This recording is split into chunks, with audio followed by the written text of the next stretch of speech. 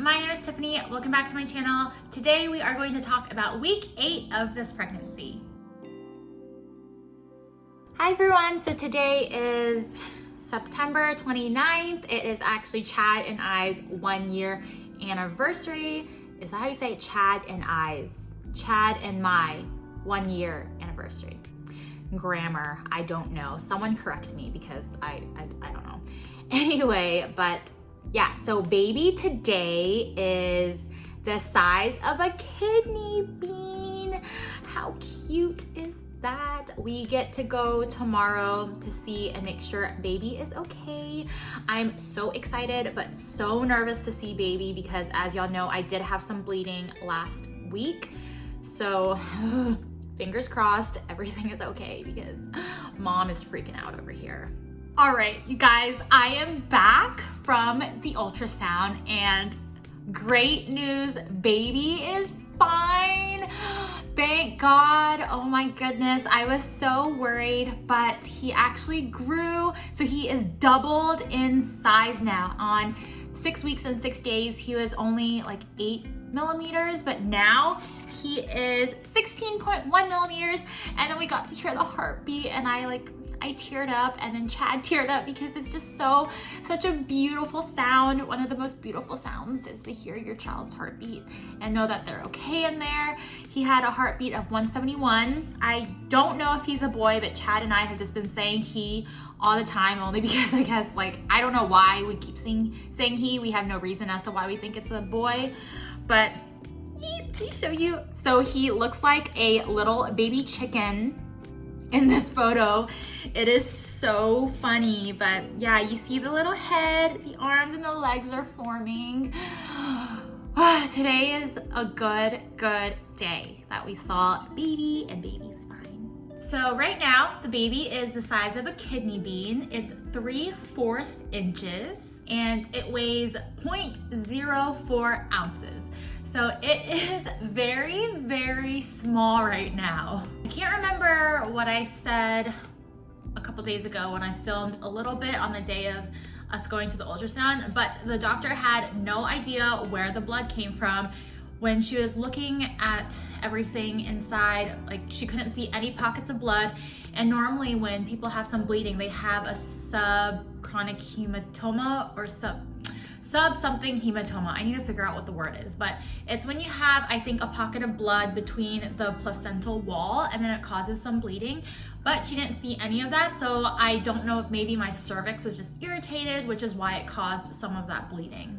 But apparently, to all the moms out there who have gone through some bleeding, apparently it is very common for that to happen, and as long as you're not bleeding through a pad or having severe cramps, then it is very, very common to have some type of bleeding or spotting. But as an expecting mom, who wants to see any type of blood on a pad or your toilet paper or anything like that? Because that is just so terrifying to see that, because when you see bright red blood, it's like, oh my goodness, your mind just immediately thinks something is wrong. But apparently it's very common. So if you do see some type of red spotting or bleeding, just call your doctor and see what they want you to do. But even when I called my doctor and asked her if I needed to come in, she was like, no, you don't need to come in. You don't need to go to the ER. Just stay home and just get some pelvic rest. And if it resolves itself, then great. But if you do start bleeding really heavily, then you do have to go to the ER. But it never got to that point. So I guess it was fine. So I guess some bleeding, even though it's bright red, can actually mean it's nothing. But I also forgot to mention in the previous weeks, I have also had some yellow discharge, red discharge, pink discharge, brown discharge, and then I also had some bright red bleeding. So I guess all of those things are a natural part of pregnancy, and if you talk to your doctor and it's fine, then I guess you're fine, because every time I saw any of that stuff, I was like, oh my gosh, what is going on with my body? But with yellow discharge, everything on the internet says you have an infection, but I didn't have an infection. There was no smell, no itching, no burning or nothing. It's just my body being weird and producing yellow discharge. But I don't know if it's also from the progesterone suppositories I've been doing. So it could literally be anything and mean anything. So if you ever see anything, just talk to your doctor and you might honestly be fine. My nose is still so congested. I'm pretty sure it's a pregnancy thing when your hormones are just going crazy, but I just keep having nasal drip and my nose is just constantly running and it's just so uncomfortable. All right, so let's go to day 2.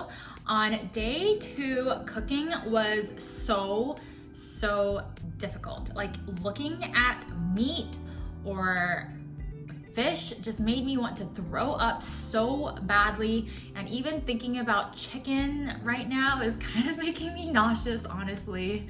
I don't know, it's just been so gross recently, and it's been really hard for me to eat meat. So I've been buying a lot of plant-based chicken nuggets, so they're not even really chicken, and I've actually been able to eat that fine, but I just have not been able to eat, cook, smell, or look at chicken or salmon right now, and it's been like a week now since I haven't been able to look at that. I also bought some morning sickness tea and some of those candies from Pink Stork on Amazon, and I'm gonna try those and see if they work. So with the constipation, it's even worse than week 5. Like when I thought week 5 was bad, like this week is just terrible, and it's been so hard to go, like literally. Like it just does not happen, and then my stomach is so bloated and I'm in so much pain, it just does not feel good. And then I have also been waking up to pee so often at night. So I probably go about like 4 times within the night, and then I'll wake up at 4:30 and not be able to fall back asleep until like 7 o'clock. But that doesn't really help me because I have to wake up at 8 o'clock anyway for work. And so my sleep schedule has been so awful, and I'm just so tired all the time. And so not being able to sleep well at night, I don't think that's helping either. And then on day 5, I have in my notes that the nausea is pretty much gone. It only comes on really badly whenever I get really hungry. So I try not to let myself get hungry. I'll snack a lot throughout the day, because the moment I do get hungry, the nausea just like kicks in so badly. And I don't know like if any of y'all go through that too, but maybe if you are super nauseous, try eating something and that might help. So I snack on a lot of, like, right now it's not that healthy because everything else is just not very appetizing to me, but I've been eating a lot of just like baked chips, so better than the normal chips. So like the baked white cheddar Cheetos, I've been eating a lot of that. I've been eating some protein bars, and then I've been eating yogurt, apples, and oranges, and that's about it. Yeah, so that's what I've mainly been stacking on to try to keep my hunger at bay so the nausea doesn't come back in full force. And then I also have tried the Pink Stork candies. I haven't drank the tea yet, but with the candies, they have been helping when I am sucking on it. So once I do start feeling nauseous, I'll grab a candy, and while that candy is in my mouth, it does help with the nausea for a little bit, but like once the candy's gone, like 5 minutes later, the nausea typically does come back a little bit, but it is just a temporary fix. So it is nice to just have a little break from the nausea. So I guess if you just eat those candies like back to back, then you'll be fine. And then on day 6, my exhaustion also slowly started to go away. So this week, the symptoms have been dying down a little, which is really nice to just take a little break from being super nauseous and being extremely tired all the time. But like when these pregnancy symptoms do diminish a little bit, it does worry me, only because like I'm like, the anxiety in my head is just like, oh my gosh, what if these symptoms are going away, and what if like something bad's happening? But I do know that your symptoms can come and go throughout your pregnancy, and that's completely normal as well. So I guess just to stay positive, I'm just going to enjoy this little break of extreme exhaustion and nausea and just hope that everything is still okay. Beyond the exhaustion and the nausea, my breasts are still really sore, so at least I do have that symptom to just remind me that everything is fine. And then with water drinking, I have noticed that if I don't drink enough water, my left leg starts to want to cramp. And so I don't know if maybe that's why when you're pregnant, you need to drink a lot of water or something to get rid of headaches and cramps. I haven't gotten headaches yet because I do drink a decent amount of water, but I guess I'm not drinking enough to stop the cramps from happening. So my left leg does have like slight little wanting to cramp, and then once I like just chug a bunch of water, that feeling typically does go away, so that's good. I guess water is a cure to everything, so if you have a headache or if you start feeling cramps, then just chug a bunch of water and maybe you'll feel better for a little bit, hopefully. So for day 7, I've been feeling a little bit okay too. The nausea and the exhaustion still aren't that bad, and then I still can't really sleep at night only because I am peeing so often, and once I wake up at like 4:30, it's pretty much done for. Like I'm just awake and then I can't go back to sleep after that. My cravings have also gone down drastically too. So in like the earlier weeks, I think like week 5, 6, and 7, the cravings were so bad for me. Like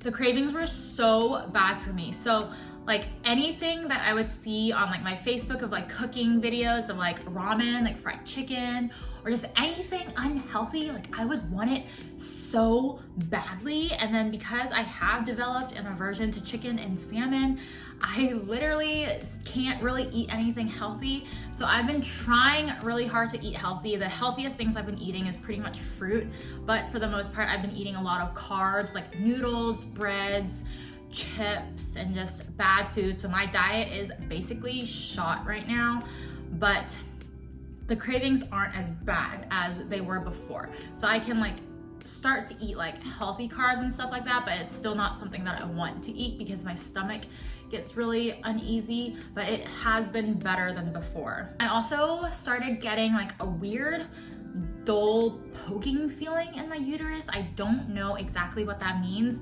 but like every time I breathe, I'll feel like a boop, boop, and it's not very comfortable, but it's not like a sharp pain either, and it doesn't hurt. It's just uncomfortable, and I don't know what it is, so that is what worries me. But honestly, like everything worries me, and everything typically turns out fine, so it's been okay. But I've just been trying to ignore that feeling and hope that it goes away. But I know that like your body is constantly going to go through like all these weird like cramping feelings, pain, and just like all this stuff. So I think it's normally normal, but just always talk to your doctor if you're not sure, because I just call mine all the time and ask her all these questions. But yeah, so that is pretty much everything of week 8. I find it easier to just write down all the notes from that week, and so I can talk about it on the camera instead of updating live, because normally when I update live, like I think I did that last week and I literally just couldn't remember anything anymore. So I'm finding it a lot easier just writing down my notes and then just talking to you guys about what's been happening. But that is everything for week 8. And then all of you mamas out there that are pregnant or are baby twins with me, then let me know how you're feeling. And I hope you like this video, and I'll see you on my next one. Bye.